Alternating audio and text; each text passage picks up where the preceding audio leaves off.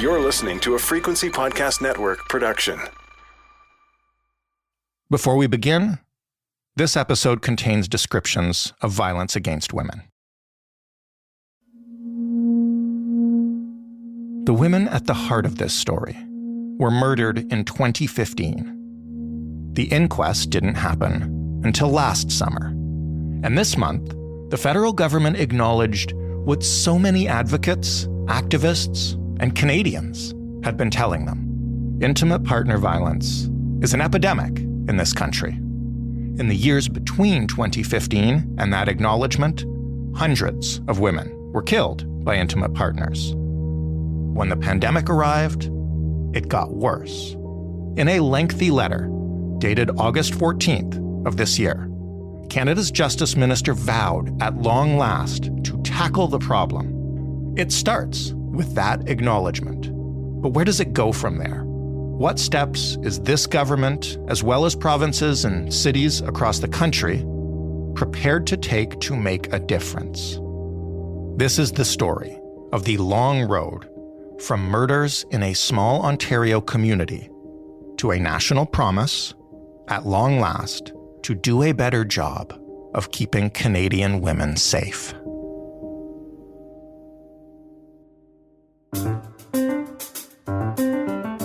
I'm Jordan Heath Rawlings. This is The Big Story. Julie Lalonde is a women's rights advocate and educator, an expert in criminal harassment and intimate partner violence, and the author of Resilience is Futile, The Life and Death of Julie S. Lalonde. Hello, Julie. Hello. Thanks for having me.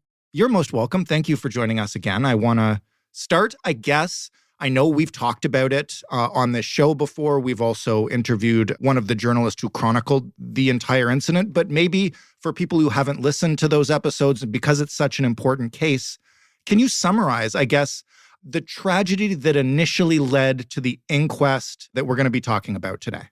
Yeah, in September of 2015, three women, Carol Colton, Natalie Warmerdam, and Anastasia Kuzik, were killed in the same morning by the same man, a man who a few of them had dated and all of them had been stalked by. This is someone who had been criminalized for committing violence against women, against those particular women, and he was able to murder them all that morning in September of 2015, which was, at the time, one of the worst intimate partner femicides we'd ever seen in Canadian history. What had to happen for those murders of these women to not become another intimate partner violence statistic? What do you think it was about this story and maybe the reporting on it that came afterwards that has had such a far-reaching impact? I think the reason why this case has resonated with folks, where it happened is a very small community outside of the Ottawa Valley. But I think the reason why it resonated with people is because it was such a blatant example of systemic failure. This is someone who was first charged with intimate partner violence in 1985 and was able to commit a triple femicide in 2015. This is somebody who was committing violence against women for 30 years, who had been in and out of the criminal justice system and was never really held accountable or rehabilitated. And so I think this particular case drove home how women can only do so much and communities can only do so much. If the system doesn't do its job, women are being left to be prey. And many of us are living as though our lives are a ticking time bomb. In this case, had the women tried to protect themselves from him in the absence of a system that wasn't working for them? They had. So one of the women had, at least one of the women we know, had security cameras in her home. She had what is ostensibly like a panic button to hit, and she used it that day. But because she lived in a rural area, it took the OPP almost over a half an hour for them to reach her home because she lived so rurally. These are women who had called police because they had been harmed by him. And this is someone who was out on parole, who had conditions that he was violating. And at no point did his probation or parole officers actually, put him back into custody because he was violating his parole. And that included things like what we call the PAR program, which is basically sort of anger management. It's for perpetrators of intimate partner violence to learn better skills so that they don't continue to commit violence against women. And he just wasn't attending those appointments. And that should be enough for him to be put back in custody. And it didn't happen. So it's truly these women were doing everything they could to protect themselves. Mm-hmm. And they're not here today, and they should be. Leaving aside, sort of the spree nature of those deaths and that horrific crime, how common is the situation we're talking about? I've heard you speak about this before, an intimate partner violence victim doing everything they can and still ending up in this situation. Yeah, it is horrific what is going on in regards to violence against women in this country, men's violence against women. And even if you're looking at the most extreme case, so femicide, which is what happened to these women, which is when women are killed because they are women, the conditions that women live in, it has gotten exponentially more lethal for women in this country since the pandemic. So we had 184 femicides in 2022 compared to 148 in 2019. So men killing women in Canada has increased by 27% just since the beginning of the pandemic. Like, it is so dangerous to be a woman in an abusive relationship and fleeing an abusive relationship. And I think because the pandemic was the story for so long, we were able to kind of keep a lot of this stuff in the shadows. And I think really naively thought, oh, well, if everyone's on lockdown, if people aren't traveling, if people aren't going out, then things must be safer. But those of us who work with women know that's actually the most dangerous time. Is any form of isolation is tremendously dangerous. Why is that? Because abusers keep us isolated. Abusers want us to be disconnected from community because community looks out for each other. If my sister knows what's going on, she's going to ask questions. She's going to come by more often. She might tell me to leave. And so abusers use isolation, telling them nobody understands you but me, punishing us if we go and hang out with friends or we're not responsive to text messages right away. What were you doing? Who are you talking to? And so it just becomes exhausting to even try to have a social life. And so we end up often acquiescing and thinking, okay, I'll just, only be around you all the time and not go out, and then my life will be easier. And I understand why folks feel that way, but you can see how those are conditions that happen at any time. But when we as a society are experiencing so much polarization, so much isolation, that's a recipe for disaster. In terms of the criminal harassment that can often lead up to femicide, I guess that's our term for stalking in Canada. And I know you've spoken in the past, and written in the past, about your own experience in this area. If you don't mind, for listeners who don't have firsthand experience with what that's like, can you try to explain to us what that does to a person? Stalking is a form of psychological terror unlike anything else out there, and it is a form of violence in and of itself. But as you said, it is also a huge red flag. It is one of the biggest precursors to homicide, is being stalked. And oftentimes people don't understand it because the behavior by definition is meant to make you look, frankly, insane, right? Well, they just happen to be there. Oh, it's a coincidence, or maybe he lives in the same neighborhood. And so then you yourself start to doubt your perception of reality, and you start to think, oh, maybe it is a coincidence, and maybe it is this. And so you live in, if anyone wants to nerd out with some like Foucault panopticon, it's really that idea of like, I could be locked in a dark room and have security guards at every corner and close my eyes and still feel like I'm being watched, still feel like I'm being followed. And so I act accordingly. I censor myself. I limit my movements. I'm hyper vigilant. These are all things that are deeply psychologically traumatizing, but also in addition, like in and of itself, but additionally, you feel like time is running out, like it's just going to keep escalating, because it often does, right? And so we talk a lot in this country about how, what is the most dangerous time for a woman when she flees an abusive relationship in the few, those few months afterwards. But why is that dangerous? Because you're being stalked. Like, we need to start using the proper language for it, right? Like, that is what is actually lethal, is the stalking. Have we begun to take that any more seriously over the past several years, decade? I know you and others have made it a point of sharing stories and calling out just how, frankly, useless law enforcement can be in those situations. Canada has one of the worst responses to stalking of any country in the Western world. We don't have a single organization dedicated to victims. We don't have public awareness campaigns. We don't have adequate training. I actually went and trained many probation and parole officers in Ontario after the triple femicides in 2015 to get them to understand that if you think that your client is stalking a victim, that victim's life is in danger and you need to act accordingly. So here in Canada, we do a lot of really great work around consent and sexual violence and intimate partner violence. Like we have a robust system that's chronically underfunded, but it's there. But for stalking, it is a giant void. Like, there is nothing. And so We've had increased awareness over the past few years around online harassment and really starting to take that more seriously, which is so great and so important. But the cliched in real life, dude watching you from the window, like these things still happen a tremendous amount, and there's no conversation happening about that.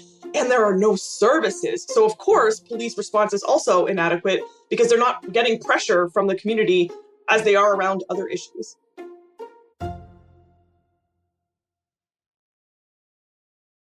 So tell me about last summer's inquest into the triple femicide, because obviously stalking played a role in that. And what was the focus of that inquest and how did it proceed? I mean, you testified. What did you tell them? It was such a powerful experience that actually some of the community members who helped organize the inquest have actually been traveling across the country, teaching other communities how you can have a legal, formal, meaning all of the checks and balances inquest that is compassionate and understands that you're going into a community that has been deeply traumatized and you want to get to the bottom of what happened to make sure it doesn't happen to someone else. But there is an inherent need for humanity in that process. And so it was a tremendously difficult process. I had not been in a courtroom since I tried to take my stalker to jail. So it was a very difficult process, but it was very humbling to see a jury of community members. Like these were community members who had been impacted by these femicides, really listening to our testimony and taking it seriously. And so as a result, they came up with 86 recommendations, some very, very precise, some a little bit more vague. And they brought that to both the provincial and the federal government to say, okay, here at a community level, we're engaged, we want to do stuff, but we are limited in what we can do. And so we need provincial and federal governments to hop on board and take these recommendations seriously and not have it be the upteenth like royal commission that's sitting on a shelf somewhere, which is like a classic Canadian move.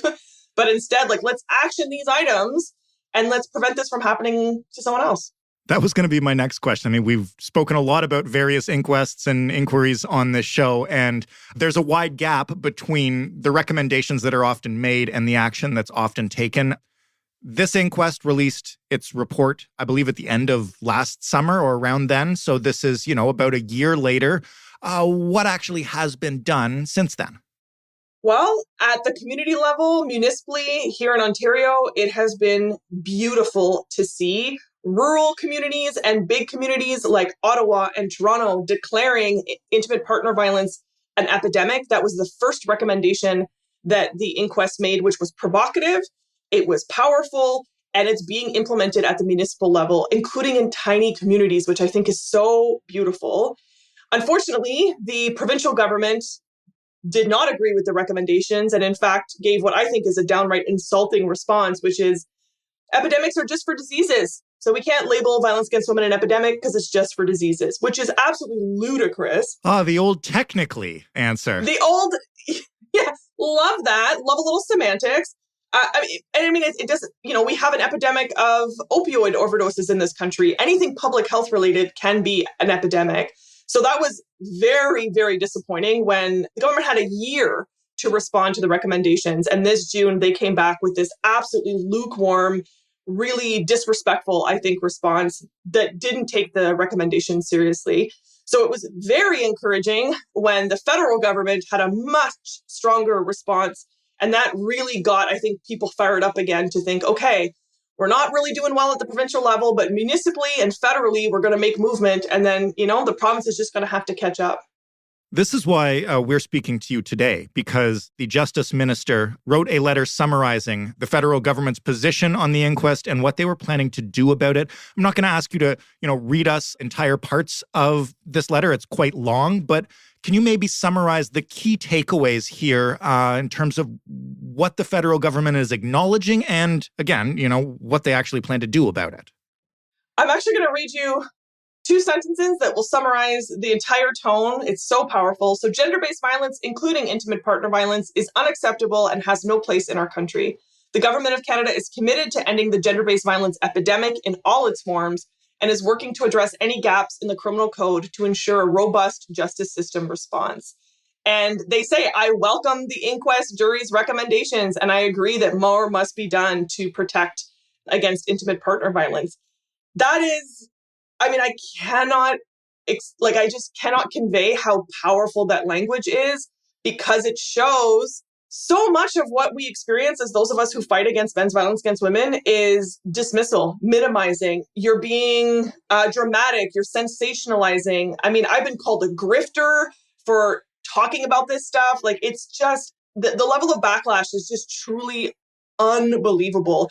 And so to have the provincial government basically kind of take a similar tone and saying, we don't think there's an issue, we're already doing enough, we can't call it that because it's not a disease. Like, it just felt like same old, nobody is listening to us. But to have, I was working in that community when those triple femicides had happened. I had just concluded my own experience of being stalked for over a decade by my ex. I was in my feelings in that moment. I was in that community. I know how much it meant to them. And so to have the federal government stand up and say, you are correct, and here's what we're already doing to work with those recommendations, here's what we're going to do next. I mean, that just absolutely boosted everybody up to thinking, okay, we're not alone. People are listening to us. And there's so much going on in the world right now that it's even harder to kind of get your voice in, because frankly, literally, the world is on fire. But it's easy to forget that intimate partner violence continues. And the more fragile and volatile the world is, the more dangerous it is to be a woman. When you speak about the negative feedback you've gotten for speaking out about this, and I guess the folks who look for ways to diminish the impact of femicide and intimate partner violence, there's one aspect in particular I want to ask you about, and I've seen you talk about it before, which is, the idea that men die overwhelmingly more than women from acts of violence. And that's why this shouldn't be an epidemic specifically directed at femicide. Yeah, so the new retort, but it's really an old ideology, which is that women just complain too much and that actually it's safer to be a woman. And the two kind of arguments that I hear and my colleagues hear is exactly as you said, men are more likely to be killed than women are, and women's murders are solved at a higher rate than men's. And that on the surface sounds like, oh my God, yes, the incels are correct. Oh my God, but then you got to take a beat and you think, okay, who is killing men? Other men. Who is killing women? Men. So again, I can't solve something that I'm not responsible for, right? Men experience extremely high rates of violence from other men. But this bizarre twisting of equality is like, oh, well, men kill women, ergo women kill men. They don't, right?